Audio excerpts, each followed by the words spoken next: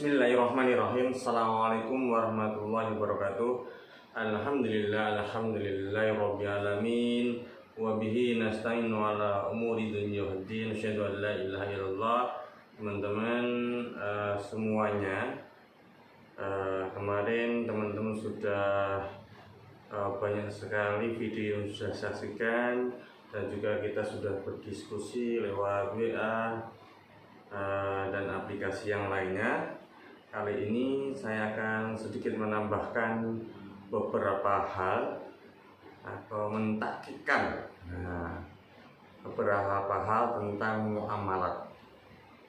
Dalam muamalat, fikih muamalat, ada beberapa yang harus kita benar-benar resapi, kita benar-benar pegang, kita ketahui. Di sini kita akan membahas tentang penyebab transaksi dilarang, ya. Kemarin sudah mempelajari jenis-jenis apa itu jual beli yang dilarang di pasar kan. Ada jual beli apa itu barang cacat, jual beli barang yang belum jelas seperti menjual bayi dalam kandungan, seperti menjual bayi apa itu hewan onta atau kambing atau sapi. Oh, silahkan beli itu anak sapi yang masih dalam perutnya, itu tidak boleh karena di situ ada unsur gharar, tadlis dan sebagainya, ya. Nah, maka di sini kita jelaskan penyebab transaksi dilarang. Penyebab dilarangnya transaksi di sini, ya, perhatikan. Jadi penyebab transaksi yang dilarang dalam agama kita itu ada kelompokkan dalam 3 hal. Pertama, haram zatnya. Kemudian haram selain zatnya, tidak sah akadnya. Ini yang menyebabkan apa itu transaksi dilarang. Kita bahas yang pertama, ya, ini haram zatnya. 1, karena darah. Yang kedua, bangkai, kecuali ikan dan belalang. Nah, ini ada hadisnya. Jadi seluruh bangkai itu haram, ya, kecuali ikan dan belalang. Ayam disembelih, kira-kira termasuk bangkai enggak? Bangkai kalau dia tidak mengucapkan Bismillahirrahmanirrahim. Karena dia mati tanpa kalimatillah, tanpa kalimat Allah. Jadi seluruh hewan binatang itu kalau dalam penyembelihan, dalam pembunuhan, membunuh mereka itu baik untuk korban, untuk tasyakuran, harus mengucapkan karena Allah, Bismillahirrahmanirrahim, Allahu Akbar, sembelih. Nah, gitu ya. Nah, jadi dalam menyembelih binatang-binatang ini maka harus benar-benar mengucapkan bismillah, maka tidak kategori bangkai. Kecuali belalang sama ikan, itu nggak usah kata bismillah, insya Allah mereka mati tergelopar karena apa gitu sudah halal, ya. Ini kemudian daging babi, binatang yang disebabkan tidak menyebut asma Allah, ini yang saya terangkan tadi, disembelih tidak menyebut asma Allah. Khamar, minuman keras yang memabukkan, maka segala apapun yang apa itu memabukkan adalah haram. Nah, daging babi dan sebagainya. Nah, ini adalah hal yang dilarang dalam agama Islam. Kan anjing boleh enggak? Apa itu? Ya tidak boleh. Banyak hal, ini masih 5 poin. Masih banyak beberapa poin lagi haram zatnya, seperti anjing, hewan yang bertaring dan sebagainya, itu termasuk haram zatnya. Kemudian haram selain zatnya, tadlis, ihtikar, bayu najasi. Nah, ini kemarin baitul gharar, riba, riswah. Ini kemarin kita sudah bahas di WA, ya. Riswah itu apa? Suap menyuap, bukan menyuapin nasi. Karena disuapin nasi itu halal saja, ya nggak apa-apa. Oke, riba, jenis-jenis riba teman-teman sudah tahu juga kan. Nah, ini yang haram yang disebut dengan haram zatnya. Nah, ini adalah contoh hanya sebagian contoh, karena masih banyak yang lain, ya. tadi. Kemudian apa itu haram zatnya? Zatnya haram, zatnya itu ya mungkin cacat, termasuk bagian dari tadlis, kecurangan. Nah, ini adalah haram zatnya. Kemudian tidak sah akadnya, rukunnya tidak terpenuhi, syaratnya tidak terpenuhi, terjadinya ta'alluq, terjadinya 2+1.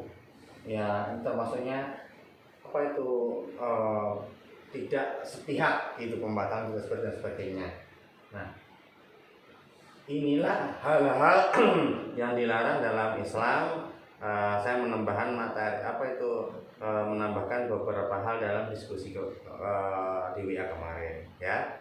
Jadi ada 3 kelompokan haram zatnya, haram selain zatnya, tidak sah akadnya. Nah, tapi tidak hanya sebatas 6 ini, tidak batas semua 5. Ini hanya contoh sebagian besar, ya. Oke, bisa dipahami. Oke, kalau sudah dipahami, kita akan melanjutkan tentang kemudian perhatikan di sini.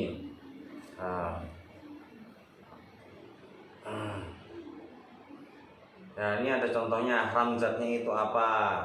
Misal minuman keras. Nah, ini walaupun akad di pembelian minum keras dan dengan akad murabah melalui bank syariah itu juga tidak sah.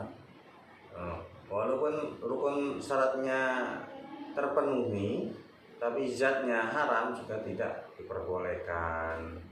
Nih, haram zatnya apa itu? Haram zatnya tadlis, melanggar prinsip taradin minkum, tidak apa itu, contoh harganya berubah, kualitasnya tidak sesuai. Nah, itu juga termasuk kecurangan.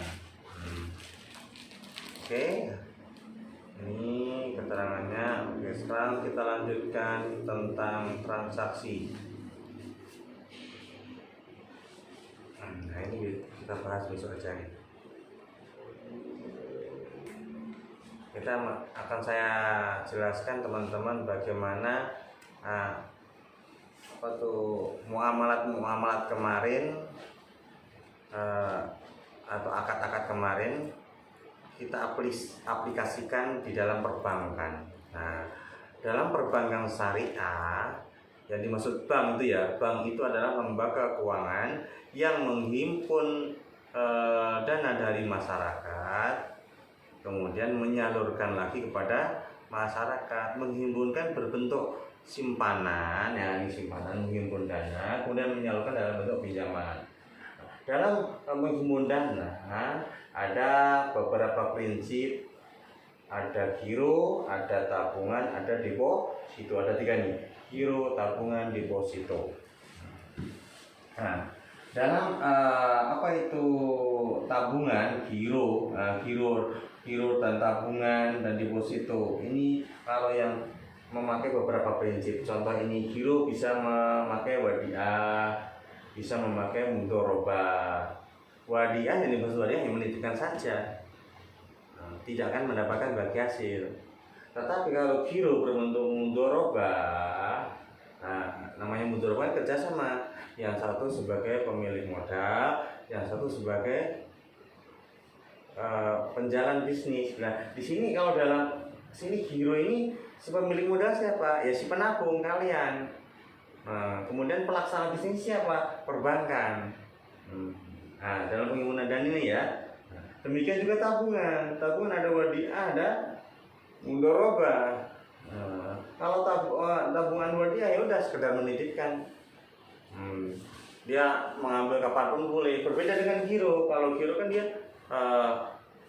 hanya sekedar titipan dan sebagainya. Nah, itu kan. Tabungan mudharabah, nanti dia akan mendapat bagi hasil. Nah, makanya yang dimaksud kategori giro itu apa ya? Seperti cek, kertas-kertas yang bisa diuangkan dan sebagainya, itu masuk kategori giro. Berbeda dengan tabungan.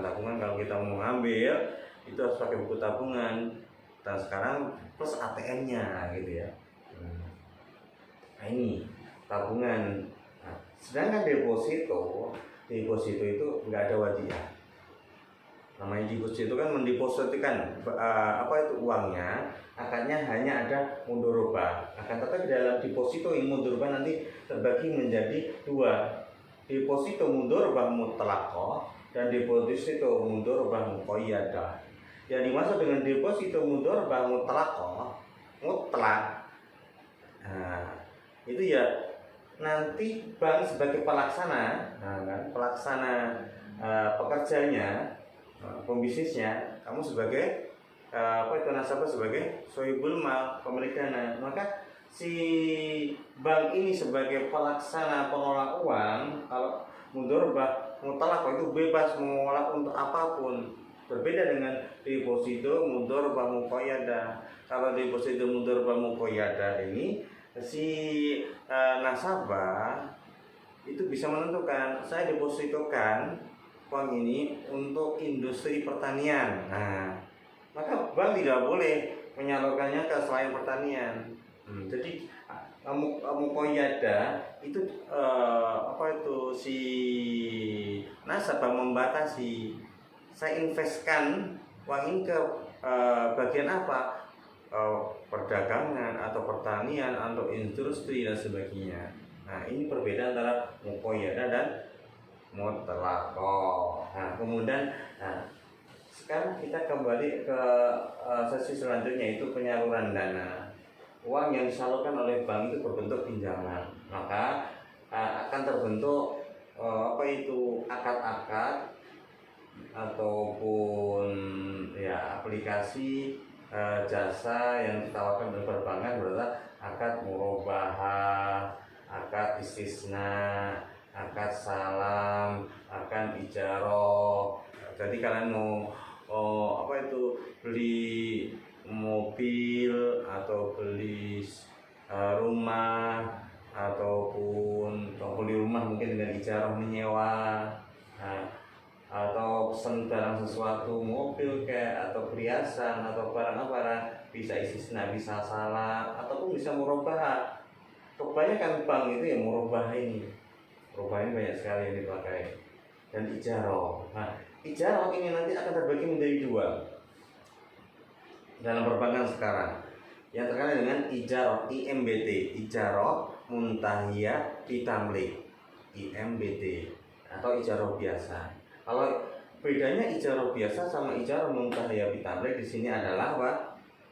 Kalau ijarah muntahiyah bitamlik itu nanti di akhir peminjaman barang itu menjadi pemilik si nasabah atau si peminjam tadi. Kalau ijarah biasa selesai transaksinya barang itu kita kembalikan. Nah, begitu ya. Kemudian prinsip bagi hasil di sini ada mudharabah, ada musyarakah. Musyarakah ini pembagiannya banyak kan teman-teman. Ada musyarakah inan, wujud dan sebagainya. Teman-teman sudah memahami semuanya. Nanti kalau ujian lisan insya Allah sudah pada lancar.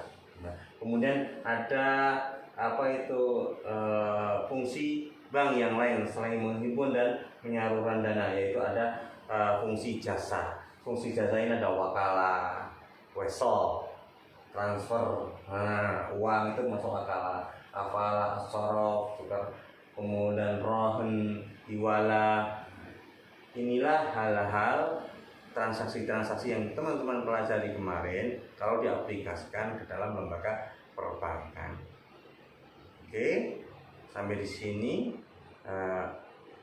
ada pertanyaan. Nanti kalau ada pertanyaan silahkan tanya di kolom komentar.